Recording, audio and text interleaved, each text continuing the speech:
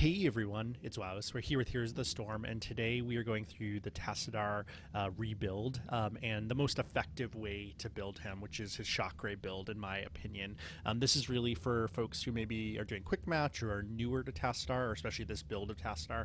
If you're like me, I didn't play a lot of Tassadar in his old form. I didn't particularly care for the whole play style. His force wall was pretty cool, but other than that, I didn't find him to be super effective, so I just didn't play him an awful lot. But I've been playing him an awful lot the last week or two, and so I wanted to talk through this. I'm going to change up how I do this build guide and tutorial to see if folks prefer this. We'll talk through some of the skills and everything here, and then I'm going to intercut some different videos from games to kind of show examples as I'm chatting about it. So very quickly to go through his abilities. So he has a shock ray. The shock ray shoots in a straight line. It deals damage. It slows enemies for about 2 seconds, and this build really builds upon this. Shock ray is something that you can hit a lot of enemies with, and you need to hit a lot of enemies with to build up the power of it over time. And so especially in the early game, you want to try to hit people with shock ray as much as possible, but it's also an incredible line clear. And what I'm finding with Tassadar is that you can actually be doing the most hero damage and the most siege damage in every single game with the shock ray build. And you combine that with his second ability, which is, say, a Sonic Storm, and that is an ability that is just a superb wave clear, but it's also great because it's just an area of effect, damage over time spell. So there's a lot of advantages. You can use that against towers, you can use it against forts, you can use it very easily. It's like the perfect size for minion waves, but you can basically use it in team fights too, to keep people's shields down or that sort of thing. Force wall is his third talent. This is really a strategic option. It's something you have to get good at, and this is really, I think, what separates good from mediocre bad players, is figuring out how to force wall people to separate them. That's trapping people on one side when the rest of the team is on the other, trapping people near towers so they can't escape, making it so that people can't escape a team fight, or blocking your team, blocking the other team so that your team can escape. So the force wall is just a great strategic option that really is unique to Tassadar. His trait is this resonance beam. That's his auto attack. It channels up and it slows just a little bit, not a huge amount of slow. Once it gets to 100, which only takes like a couple of seconds, essentially you start gaining mana back. In terms of, we'll talk a little bit about this, but one of his biggest weaknesses is his health, and his mana regen are not great. So you really need to keep this powered up, especially when you're in team fights and things like that. And then essentially if you stop attacking for a period of time, 6 seconds, it will disappear. He has 2 of his heroics, an Archon, which just makes him this super powerful. You gain a shield, and then your resonance beam goes to full power for the duration, and you do splash damage and all these other things. Black hole shoots in a line, stuns people, pulls them in, and we'll talk about that as we go through the talents. So in terms of the way that I've been building him, I've looked at HeroesProfile, which gives some really great statistics on the way to build him, and there's 2 kind of builds you can do with him. One is very focused on the shock ray ability and building that up, and that's my preferred style of play. You can also do a Cyan Fusion build, but I'm not going to really talk about that here because I don't think it's as effective, and the win rate is not as good for it. So in terms of this, Tassadar is interesting because he's seeing an awful lot of play right now, obviously with the rework, but he has a very low win rate. So on HeroesProfile, it's showing he's the 4th worst hero in terms of win rate, and I think it's because people just aren't playing him right. So that's why I decided to make this video. So let's talk about his talent build. So at level 1, static charge. This means that as you hit heroes, right, you increase your damage by 4 up to 200. In terms of that, every time you hit a hero, your damage goes up 4, and you can get up to plus 200. And you also get plus 33% resonance charge, so you can very quickly power up your auto attack with this.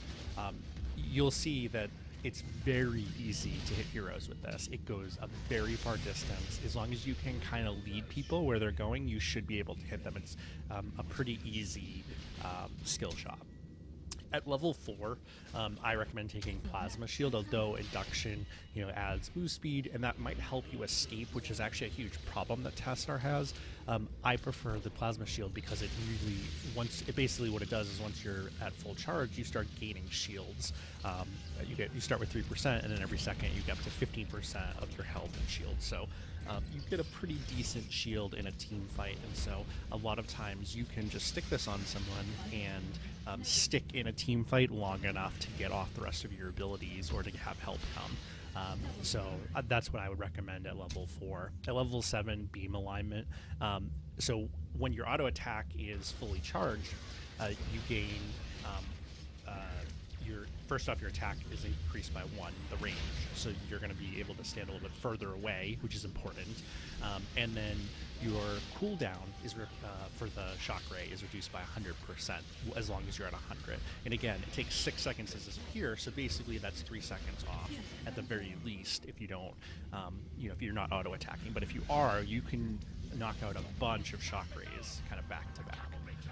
At level 10. I would highly, highly recommend going with Archon.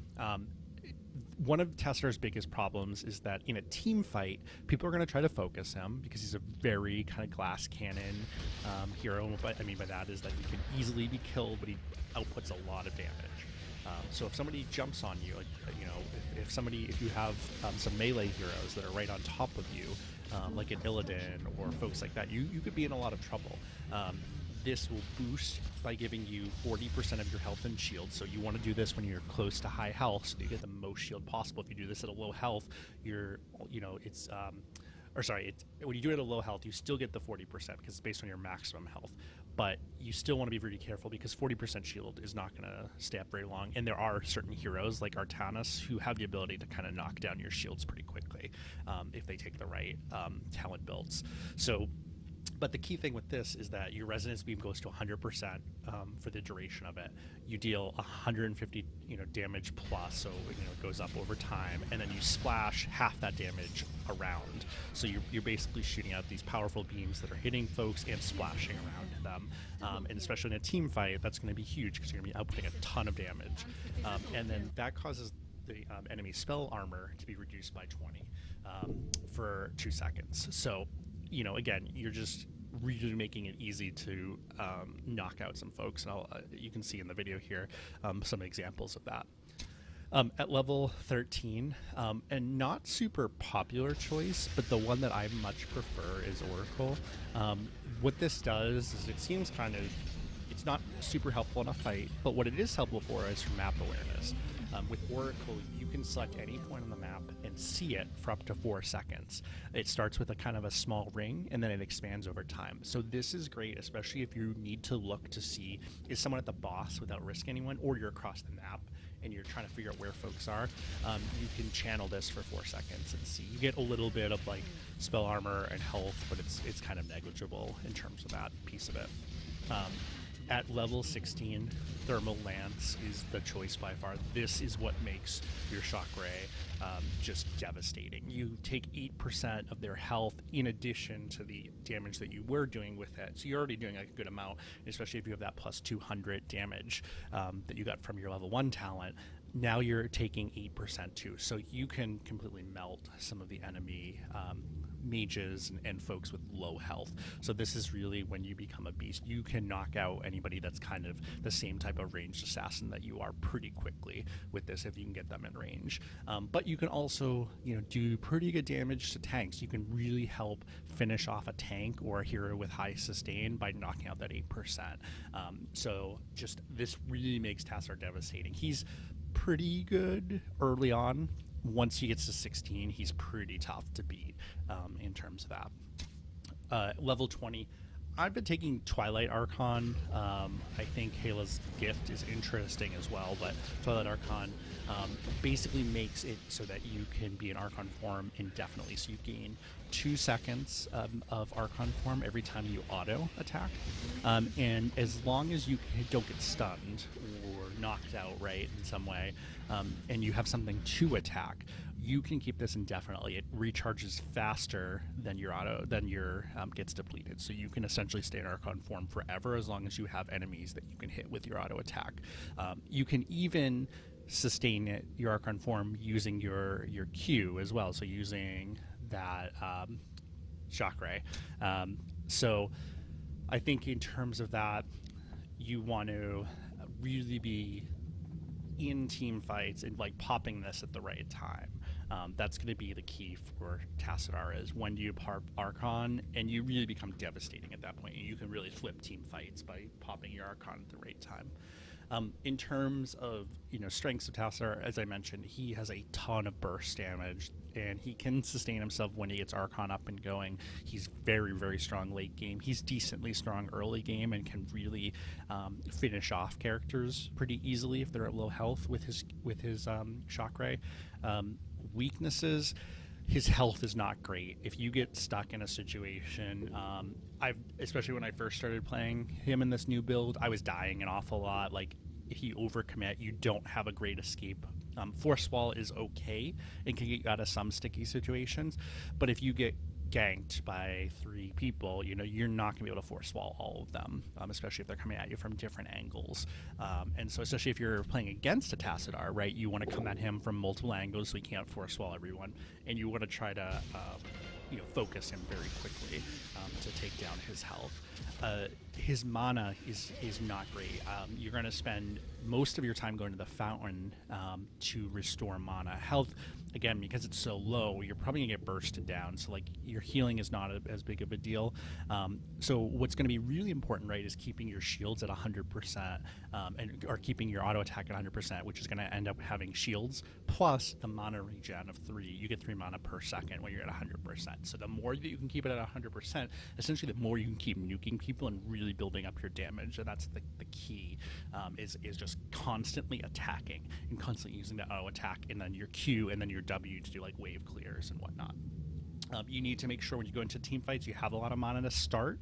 That's gonna be really important, so making sure that you have that mana to start. Otherwise you're gonna very quickly become ineffective. Your auto attack is not by itself gonna do enough until you really have Archon, and even more so at level 20. You can do a little bit more by yourself without mana by that. And again, remember that these things combo, right? So when you're in Archon form, you go to 100% auto attack, which means your shields are up, which means your mana is getting replenished. So you become like all these things stack on top of each other to make you really, really powerful. And so yeah, his health is not great, his mana is not great, and his escape is not great, but he's very, very powerful. A lot of times you're going to be the leader again in siege and hero damage, which is very unusual in the game, and I think you may actually see this get nerfed down the line, even though his win rate is very, very low. So what this means to me is that, right, it's a high skill play. You have to be a high skill player essentially, but you can become that by practicing. Once you get the hang of it, after 3 or 4 games, you should be landing most of your Qs. You should be able to do quite a bit of damage. It's all about kind of reducing your deaths in terms of that. So hopefully that's helpful. If you enjoy this type of content, please do like and subscribe to the channel. If you find that this format of tutorial build guide is better, if you've seen some of my other videos, definitely leave a comment in the comment section below. I'd love to hear your thoughts. If there's a hero you'd like me to talk more about, definitely let me know. Okay, thanks. Bye.